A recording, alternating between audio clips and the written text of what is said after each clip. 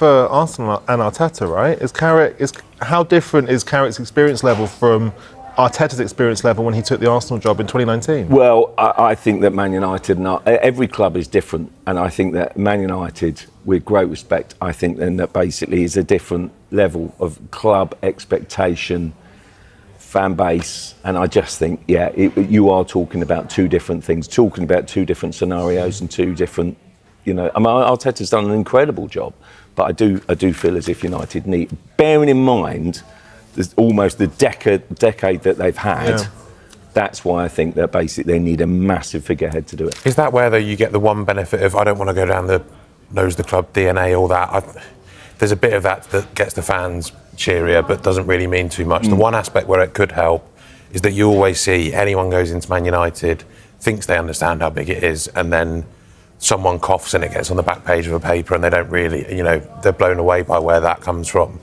Does he at least have the understanding of dealing with, well, maybe not dealing with, but experiencing, living day to day a club of that size, which is unique in this country? Is that the one area that it could help him? Yeah, possibly. But I think you'd go down the Carrick route and it would work well. And listen, I backed him at the start of the season, basically finishing the Champions League places. Yeah. I'll slip that in, Dominic. So listen, we are talking about a squad that's underperforming massively up until now. We saw a glimpse yesterday of what they can achieve. And I thought that it was brilliant that Carrick, as James Ducker sort of rightly points out, harnessed all elements of it. And it was fabulous to see. Maybe it will work. Maybe he'll push them on, and maybe it will do for the rest of the season. Maybe next. But I just feel as if, come on, it's behave like a big club. Yeah.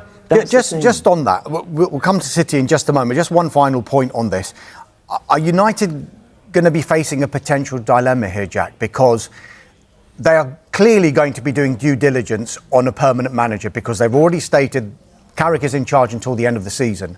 So while they're doing that and while they're sorting out a deal for a permanent manager, what happens if Michael Carrick exceeds all expectations at Manchester United?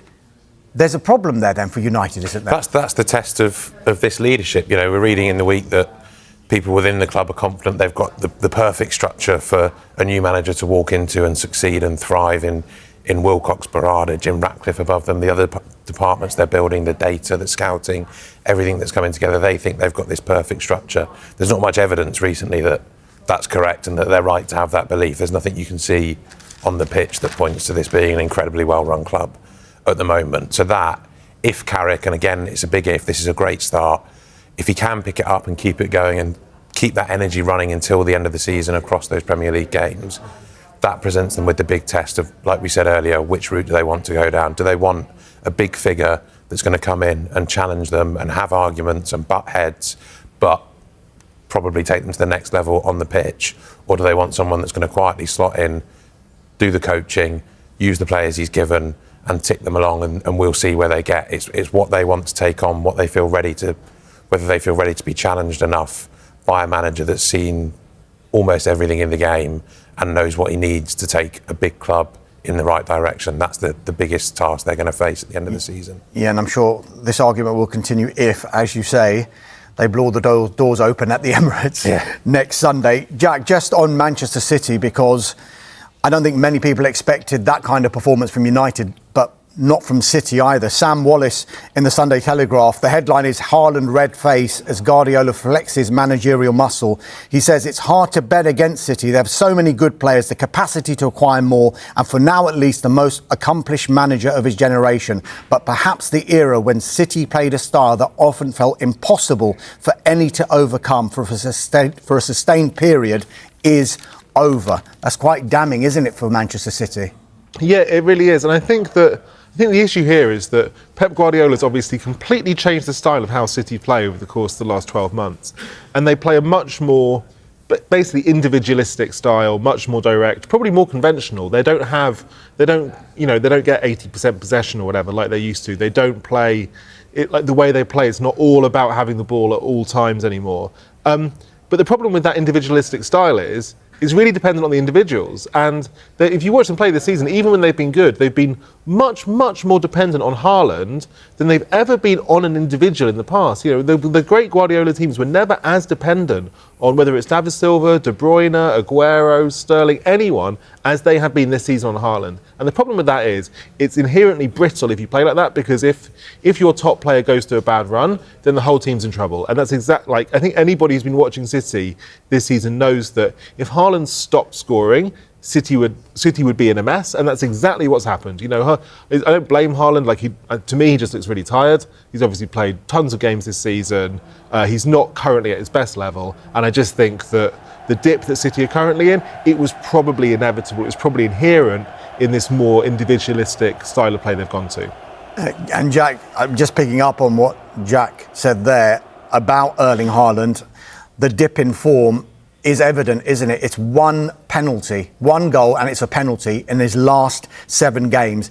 Is it a blip, or, as Jack was alluding to there, maybe something deeper and reflecting in a malaise for Manchester City just now?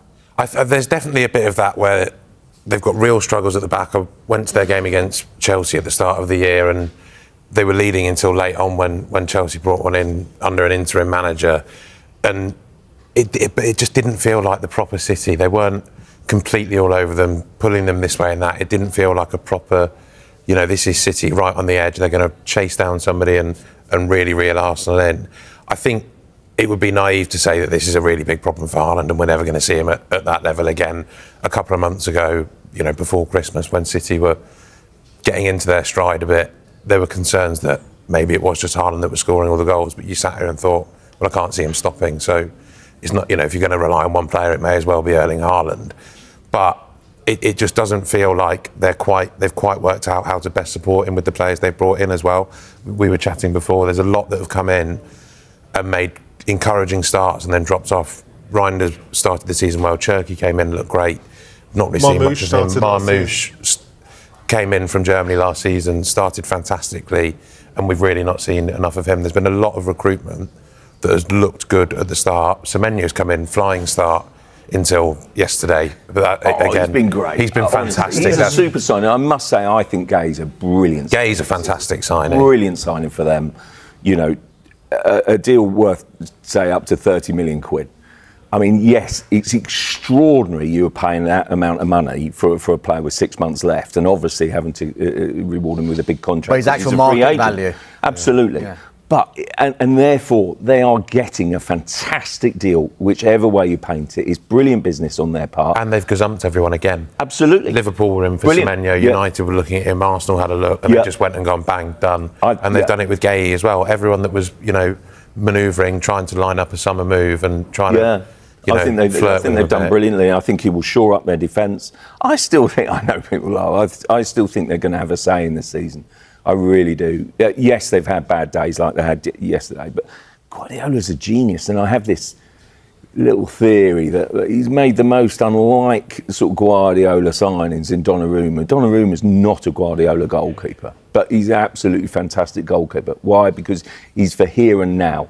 I do think, are we witnessing the end of of Guardiola's amazing time in English football? For me, I think he's been the best manager bar none in the Premier League era, and I think he wants to go out in a blaze of glory. And I think I think if he could do that, I wonder whether that would be his last season in English football. If he went, what a way to go with the biggest prizes of all. Yeah, and rather like City, everyone wanted you three this morning, but we got straight in and gazumped them all. Let's take a quick break now, and when we come back, we'll talk about Arsenal as they move further ahead in the title race. But was it an opportunity missed against Forest? We'll see what the Sunday papers make of Arsenal's display at the City grounds.